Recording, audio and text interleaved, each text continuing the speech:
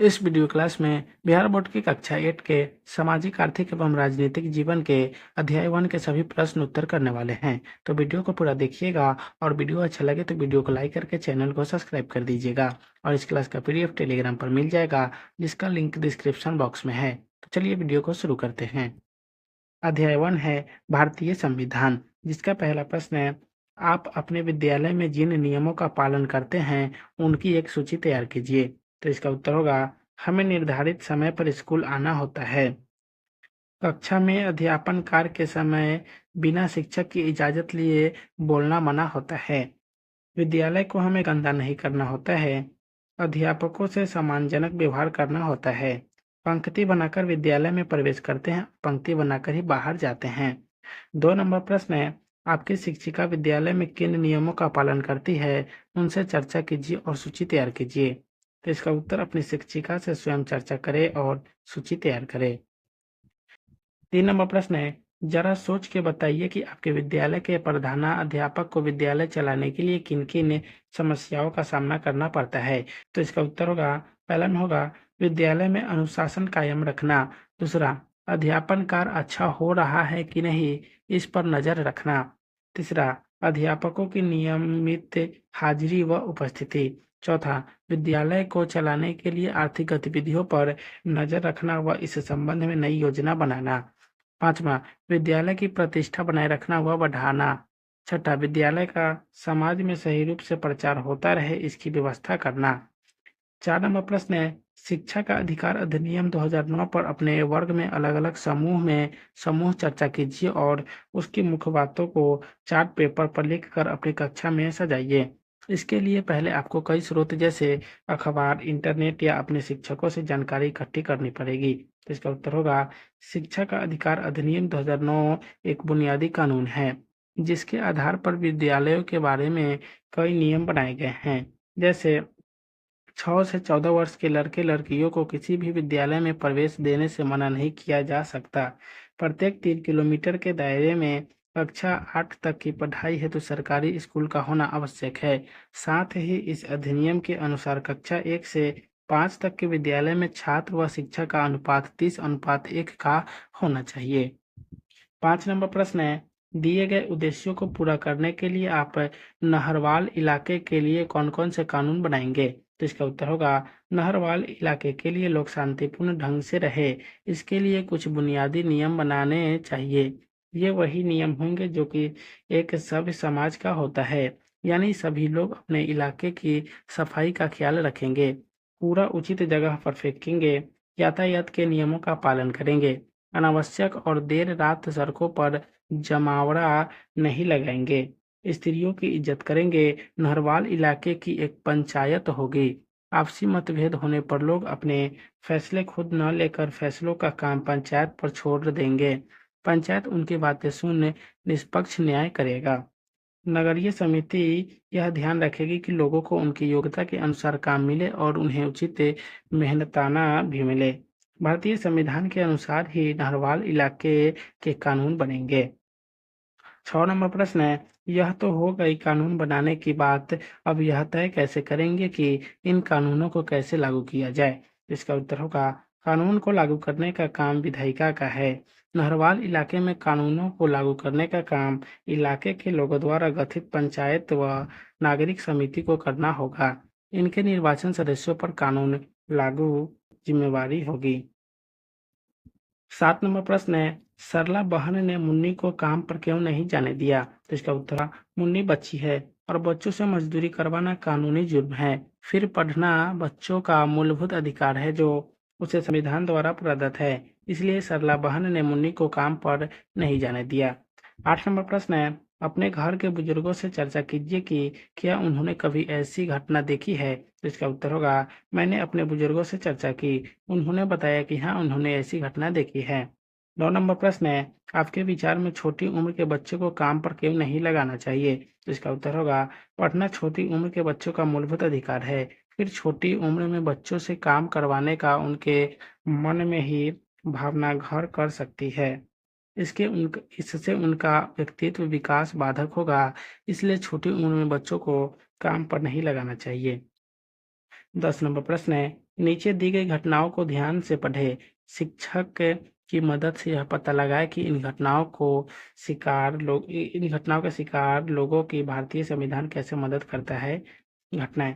पहला है दहेज के लिए विवाहिता को जला देना। इसका उत्तर होगा दहेज हत्या करने व दहेज के लिए बहू पर अत्याचार करने वाले लड़के वालों के खिलाफ सख्त सजा का प्रावधान है, जिसमें कठोर कारावास व जुर्माना शामिल है। 2 नंबर प्रश्न है 10 वर्ष के बच्चों को चाय की दुकान में काम करना। इसका उत्तर होगा चाय के दुकान मालिक को इसके एवज में जुर्माना भरना पड़ सकता है, साथ ही कुछ समय का कारावास जेल भी हो सकता है। 3 नंबर प्रश्न है बिना कोई कारण बताए 24 घंटे से अधिक किसी नागरिक को पुलिस चौकी में बंद रखना। इसका उत्तर होगा ऐसे पुलिस कर्मचारियों के खिलाफ भारतीय संविधान में कड़ी सजा का प्रावधान है। 5 नंबर प्रश्न है किसी भी व्यक्ति को सार्वजनिक स्थान पर जाने के लिए जाति, लिंग या धर्म के नाम पर रोकना। इसका उत्तर होगा भारतीय संविधान हर नागरिक को समानता का अधिकार देता है। जो भी व्यक्ति या संस्था उसकी समानता के अधिकार के खिलवाड़ करता है तो उसके लिए संविधान में कड़ी सजा का प्रावधान है। 5 नंबर प्रश्न है सरकार द्वारा किसानों की जमीन को बिना उचित मुआवजा दिए जब्त कर लेना। इसका उत्तर होगा ऐसी दशा में पीड़ित को अदालत में जाकर सरकार के खिलाफ मुकदमा लड़ने का अधिकार भारतीय संविधान हर नागरिक को देता है। उचित मामला होने पर अदालत सरकार को जुर्माना भरने व जब्त जमीन को किसानों को वापस करने का आदेश देती है। 11 नंबर प्रश्न है संविधान किसे कहते हैं। तो इसका उत्तर होगा किसी देश को चलाने के लिए जिन मूलभूत नियमों एवं कानूनों की जरूरत होती है उसे ही हम संविधान कहते हैं। 12 नंबर प्रश्न है बुनियादी नियम क्या होते हैं। तो इसका उत्तर होगा शिक्षा का अधिकार, नागरिकों के स्वास्थ्य, स्वतंत्रता, समानता, अधिकार व कर्तव्य से जुड़े नियमों को बुनियादी नियम कहते हैं। 13 नंबर प्रश्न है किसी भी स्वास्थ्य केंद्र से पता लगाइए कि सरकार द्वारा लोगों को कौन कौन सी बुनियादी सुविधाएं दी जाती हैं। तो इसका उत्तर होगा स्वास्थ्य केंद्र लोगों को चिकित्सा व चिकित्सकीय परामर्श व जांच, टीकाकरण व दवा वितरण आदि की बुनियादी सुविधाएं देता है। 14 नंबर प्रश्न है अपने विद्यालय में दी जाने वाली सरकारी सुविधाओं की एक सूची बनाएं। इसका उत्तर होगा मुफ्त पुस्तक वितरण, मुफ्त वर्दी ड्रेस वितरण, दोपहर में मुफ्त भोजन प्रदान करना, छात्रवृत्ति प्रदान करना। 15 नंबर प्रश्न है पर दिए गए चित्रों को देखकर आपकी अंग्रेजी शासन पद्धति के बारे में क्या सोच बनती है। तो इसका उत्तर होगा पृष्ठ 6 पर दिए गए चित्रों से पता चलता है कि अंग्रेज सरकार हिंदुस्तान पर बर्बरतापूर्ण कब्जा जमाए हुए थी। उनका शासन भारत को लूटने और दबाकर रखने के इरादों से भरा हुआ था। 16 नंबर प्रश्न है क्या आपको लगता है कि अंग्रेजी हुकूमत ने हम भारतीयों के अधिकारों का हनन किया है, कैसे। तो इसका उत्तर होगा जालियांवाला बाग में सभा हो रही थी, लोग अपने विचार शांतिपूर्ण ढंग से रख रहे थे। जनता को सरकार के खिलाफ अपने विचार व्यक्त करने का मौलिक अधिकार होता है, पर अंग्रेज सरकार ने हजारों निहत्थे लोगों पर गोलियां चलाकर उनकी नृशंस हत्या कर दी। उन्होंने हम भारतीयों के अधिकारों का हनन किया और भी कई प्रकार से करते रहें। अपने स्वार्थ के लिए भारतीय किसानों से जबरदस्ती नील की खेती कराते रहें, जो भारतीय किसानों के लिए नुकसानदायक और अंग्रेज सरकार के लिए फायदेमंद था। दरअसल अंग्रेज सरकार अपने फायदे के लिए हम भारतीयों के अधिकारों का लगातार हनन करते रहे थे। 17 नंबर प्रश्न है किस चीज की खेती के लिए किसानों को मजबूर किया जा रहा था। इसका उत्तर होगा बिहार के पश्चिम चंपारण में अंग्रेजों द्वारा भारतीय किसानों को नील की खेती के लिए मजबूर किया जाता था। 18 नंबर प्रश्न है अगर हमारा देश आजाद रहता तो क्या इस तरह लोगों को उनकी इच्छाओं के विरुद्ध मजबूर किया जाता। तो इसका उत्तर होगा नहीं, यदि हमारा देश आजाद रहता तो हम भारतीयों को हमारी इच्छाओं के विरुद्ध किसी काम के लिए मजबूर नहीं किया जा सकता था। 19 नंबर प्रश्न है यदि उस समय भारत आजाद होता तो उसका अपना संविधान होता तो क्या इस तहत इसकी घटनाओं को रोका जा सकता था। इसका उत्तर होगा बिल्कुल रोका जा सकता था। यदि उस समय भारत आजाद होता और उसका अपना संविधान होता तो लोग अदालत की शरण में जाकर अपने मूलभूत अधिकारों की रक्षा कर लेते और ऐसी घटना नहीं होती। 20 नंबर प्रश्न है, भारत के संविधान को बनाने के लिए कांग्रेस ने सबसे स्पष्ट मांग कब पेश की? तो इसका उत्तर होगा 1920 में भारतीय राष्ट्रीय कांग्रेस ने भारत के लोगों द्वारा अपना संविधान खुद बनाने की स्पष्ट मांग रखी थी। 21 नंबर प्रश्न है, अंग्रेज सरकार भारत के लोगों की स्वतंत्र संविधान सभा की मांग को क्यों नहीं मानना चाहती थी? तो इसका उत्तर होगा भारत के लोगों की स्वतंत्र संविधान सभा की मांग को मानने पर अंग्रेज को भारत छोड़ना पड़ता, क्योंकि विदेशी लोगों द्वारा अपने देश पर शासन कोई देशवासी स्वीकार नहीं करता, इसलिए अंग्रेज सरकार ने यह मांग ठुकरा दी। 22 नंबर प्रश्न है, भारत के लोगों ने शुरुआती दौर में क्या-क्या मांगे रखी? तो इसका उत्तर होगा भारत के लोगों ने शुरुआती दौर में इन मांगों को रखा: सार्वभौमिक वयस्क मताधिकार, स्वतंत्रता और समानता का अधिकार, संसदीय एवं उत्तरदायी सरकार एवं अल्पसंख्यकों के अधिकारों की रक्षा। 23 नंबर प्रश्न है, किसी भी देश के संविधान में आमतौर पर किस तरह के मूल्यों को शामिल किया जाता है? तो इसका उत्तर होगा किसी भी देश के संविधान में आमतौर पर बुनियादी मूल्यों को शामिल किया जाता है। 24 नंबर प्रश्न है, भारत के संविधान के बुनियादी मूल कौन-कौन से हैं? तो इसका उत्तर होगा भारत के संविधान के बुनियादी मूल अग्रलिखित है: लोकतंत्र, स्वतंत्र, समानता, न्याय एवं धर्मनिरपेक्षता। 25 नंबर प्रश्न है, बच्चे क्यों खुश थे? तो इसका उत्तर होगा स्कूल में सांस्कृतिक कार्यक्रम के आयोजन होने से बच्चे खुश थे। 26 नंबर प्रश्न है, शिक्षिका ने सभी बच्चों के विचार क्यों लिए? इसका उत्तर होगा शिक्षिका ने सभी बच्चों के विचार इसलिए लिया ताकि उन्हें एहसास हो कि इस सांस्कृतिक आयोजन में सबकी भागीदारी हो रही है। 27 नंबर प्रश्न है, कार्यक्रम की योजना यदि शिक्षिका स्वयं बनाती तो क्या होता? तो इसका उत्तर होगा यदि शिक्षिका कार्यक्रम की योजना स्वयं बनाती तो कई बच्चे दुखी हो जाते कि कार्यक्रम में उनकी कोई भागीदारी नहीं हुई।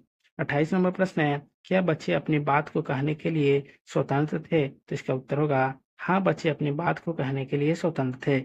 शिक्षिका ने उनको अपनी बातों कहने का पूरा मौका दिया था। 29 नंबर प्रश्न है, कार्य योजना बनाने में क्या सभी ने अपनी भूमिका निभाई थी? तो इसका उत्तर होगा हाँ, कार्य योजना बनाने में सभी ने अपनी भूमिका निभाई थी। 30 नंबर प्रश्न है, इस अनुभव से आपको लोकतांत्रिक प्रक्रियाओं के बारे में क्या समझ आता है? शिक्षक के साथ चर्चा कीजिए। तो इसका उत्तर होगा लोकतंत्र में हर व्यक्ति को अपना बात अभिव्यक्त करने का पूरा हक होता है। सरकार बनाने के लिए सभी लोगों को वोट देने का अधिकार होता है। 31 नंबर प्रश्न है, स्वयं करें और बताएं पुस्तक में दी गई संविधान की उद्देशिका को ध्यान से पढ़ें और दिए गए चित्रों को देखकर बताएं कि इनमें भी संविधान में कौन-कौन सी स्वतंत्रताएं झलकती है। इसका उत्तर होगा पृष्ठ 10 पर दिए गए चित्रों में से प्रथम में अवसर की समानता के तहत शिक्षा पाने का स्कूली बच्चों का अधिकार झलकता है। दूसरे चित्र में धर्म और उपासना की स्वतंत्रता और तीसरे चित्र में विचार अभिव्यक्ति की स्वतंत्रता झलकती है। 32 नंबर प्रश्न है, क्या किसी भी लोकतांत्रिक देश में स्वतंत्रता का अधिकार असीमित हो सकता है? यदि किसी भी व्यक्ति या सरकार के कार्यों से दूसरे के हित को खतरा पहुंचता है तो क्या ऐसी स्वतंत्रता समाज के हित में सीमित की जा सकती है? तो इसका उत्तर होगा नहीं, किसी भी लोकतांत्रिक देश में स्वतंत्रता का अधिकार असीमित नहीं हो सकता। व्यक्ति के जिन विचारों से दूसरे वर्ग संप्रदाय को ठेस पहुंचे और उसके जिन विचारों से राष्ट्र की अखंडता को खतरा पहुंचता है उन्हें सीमित किया जा सकता है। इसके लिए उसे दंडनीय भी किया जा सकता है। किसी भी व्यक्ति या सरकार के कार्यों से यदि दूसरे के हित को खतरा पहुंचता है तो उसे सीमित करने के लिए देश की अदालत अपना दखल देती है। 33 नंबर प्रश्न है, संविधान की उद्देशिका को ध्यान से पढ़ें और बताएं कि संविधान में कौन-कौन सी समानताओं का उल्लेख किया गया है। तो इसका उत्तर होगा हमारे संविधान में नागरिकों को सामाजिक, आर्थिक और राजनीतिक न्याय, विचार, अभिव्यक्ति, विश्वास, धर्म और उपासना की स्वतंत्रता, प्रतिष्ठा और अवसर की समानता प्राप्त करने का उल्लेख किया गया है। 34 नंबर प्रश्न है, नीचे दिए गए उदाहरणों में कौन-कौन सी असमानता दिखाई दे रही है? तो इसका पहला प्रश्न है, अपहरण के मामले में 4 लड़के गिरफ्तार होते हैं। उनमें श्याम एक धनी परिवार का इकलौता लड़का है। मजिस्ट्रेट सभी को एक ही सजा सुनाता है। तो इसका उत्तर होगा धनी परिवार के लड़के की इस कांड में मुख्य भूमिका हो सकती है। इसकी जांच कर उसे अन्य की अपेक्षा अधिक कड़ी सजा मिलनी चाहिए थी। यहाँ आर्थिक असमानता का मामला है। 2 नंबर प्रश्न है, एक गांव में स्थित मंदिर में कुछ खास समुदाय के लोगों को नहीं जाने दिया जाता। तो इसका उत्तर होगा यहाँ उस खास समुदाय के धर्म और उपासना की स्वतंत्रता के अधिकार को सीमित करने की असमानता दिखाती है। 3 नंबर प्रश्न है, आपके पड़ोस के स्कूल में आपके छोटे भाई का नामांकन नहीं किया जाता क्योंकि आपके परिवार की आर्थिक स्थिति अच्छी नहीं है। तो इसका उत्तर होगा, इस मामले में आर्थिक असमानता दृष्टिगोचर होती है। 4 नंबर प्रश्न है, किसी निजी नौकरी के लिए आपको इसलिए नहीं लिया जाता क्योंकि आप किसी खास समुदाय के हैं। तो इसका उत्तर होगा, इस मामले में अवसर की समता का व्यक्ति का अधिकार खंडित होता है। 35 नंबर प्रश्न है, अनुसूचित जातियों और जनजातियों के बच्चों को दी जाने वाली छात्रवृत्ति समानता के सिद्धांत के विरुद्ध क्यों नहीं जाती? अपनी शिक्षिका की सहायता से इस प्रश्न पर चर्चा कीजिए। तो इसका उत्तर होगा, यह समानता के विरुद्ध नहीं है क्योंकि अनुसूचित जातियों और जनजातियों को समुदाय से दबाया जा रहा है। उन्हें छात्रवृत्ति देकर अन्य वर्गों के समक्ष लाने की कोशिश समानता के सिद्धांत के ही अनुकूल है। 36 नंबर प्रश्न है, अपने स्कूल के चलाई जा रही विभिन्न योजनाओं की जानकारी एकत्र कीजिए। ये योजनाएं क्या हैं और क्यों चलाई जाती है? समूह में चर्चा कीजिए। तो इसका उत्तर छात्र स्वयं करेंगे। अभ्यास प्रश्न का पहला प्रश्न है, एक नागरिक के रूप में देश के लोगों के लिए संविधान महत्वपूर्ण क्यों है? तो इसका उत्तर होगा, एक नागरिक के रूप में देश के लोगों के लिए संविधान बहुत महत्वपूर्ण है। संविधान देश के लोगों के हितों की रक्षा को सुनिश्चित करता है। लोगों के बुनियादी मूल्यों व अधिकारों की रक्षा संविधान द्वारा ही संभव है। अभिव्यक्ति की स्वतंत्रता, सामाजिक, आर्थिक और राजनीतिक न्याय, विश्वास, धर्म और उपासना की स्वतंत्रता, प्रतिष्ठा और अवसर की समानता के लिए देश का संविधान व्यक्ति की हर संभव सहायता करता है। 2 नंबर प्रश्न है, स्वतंत्रता आंदोलन के दौरान भारत के लोगों ने अपना संविधान बनाने की मांग क्यों रखी होगी? तो इसका उत्तर होगा, भारत के लोग अंग्रेजी सरकार के बर्बर और क्रूर शासन से त्रस्त थे। लोगों को न आर्थिक आज़ादी थी, न सामाजिक और न ही राजनीतिक आज़ादी हासिल थी। अभिव्यक्ति की स्वतंत्रता भी नहीं थी। दमनपूर्ण शासन से त्रस्त भारत के लोगों को लगने लगा कि जब तक अपना संविधान देश में लागू नहीं होगा, तब तक लोगों को बेहतर शासन प्राप्त नहीं होगा। अतः स्वतंत्रता आंदोलन के दौरान भारत के लोगों ने अपना संविधान बनाने की मांग रखी। 3 नंबर प्रश्न है, भारत के संविधान में दिए गए मूल्यों में आपको कौन से मूल्य सबसे महत्वपूर्ण लगते हैं और क्यों? तो इसका उत्तर होगा, भारत के संविधान में दिए गए मूल्यों में मुझे बुनियादी मूल्य सबसे महत्वपूर्ण लगते हैं। इन मूल्यों में प्रमुख है लोकतंत्र, स्वतंत्र, समानता, न्याय और धर्मनिरपेक्षता। इन मूल्यों का महत्व इन तथ्यों से पता चलता है कि इन्हें सबसे पहले संविधान के उद्देश्यों में शामिल किया गया था एवं इन्हें संविधान की उद्देशिका में लिखा गया। 5 नंबर प्रश्न है, नीचे दिए गए गद्यांश को पढ़कर दिए गए प्रश्नों के उत्तर दीजिए। संविधान सभा की बैठक नई दिल्ली के संविधान सभा भवन में 8:30 बजे शुरू हुई। माननीय डॉक्टर राजेंद्र प्रसाद ने सभा की अध्यक्षता की। इस सभा में माननीय सरदार वल्लभ भाई पटेल ने अपने विचार प्रस्तुत किए। समिति में 2 विचारधाराएं थी। बड़ी तादाद में विख्यात वकील थे जो बहुत बारीकी से हर वाक्य, हर शब्द, यहाँ तक कि विराम और अल्प विराम की जांच कर रहे थे। ये दोनों विचारधाराएं 2 अलग-अलग दृष्टिकोणों से मामले को देखती थी। एक विचारधारा यह मानती थी कि अधिकारों को इस प्रतिवेदन में जितने अधिक से अधिक संभव हो अधिकार शामिल करने चाहिए जो अदालत में सीधे लागू किए जा सके। इन अधिकारों को लेकर कोई भी नागरिक बिना किसी कठिनाई के सीधे अदालत जा सके और अपने अधिकार प्राप्त कर सके। दूसरी विचारधारा का मत था कि मूल अधिकारों को कुछ ऐसी बहुत अनिवार्य बातों तक सीमित रखा जाना चाहिए जिन्हें आधारभूत माना जा सके। दोनों विचारधाराओं में काफी बहस हुई और अंत में एक बीच का रास्ता निकाला गया जिसे एक अच्छा मध्यम मार्ग माना गया। दोनों विचारधाराओं के लोगों ने सिर्फ एक देश के मूल अधिकार का अध्ययन नहीं किया बल्कि दुनिया के लगभग हर देश के मूल अधिकारों का अध्ययन किया। वे इस नतीजे पर पहुंचे कि हमें इस प्रतिवेदन में जहां तक संभव हो उन अधिकारों को शामिल करना चाहिए जिन्हें उचित माना जा सके। इन बातों पर इस सदन में मतभेद हो सकता है। सदन को हर धारा पर आलोचनात्मक तरीके से विचार करके विकल्प सुझाने, संशोधन के सुझाव देने और निरस्त करने का अधिकार है।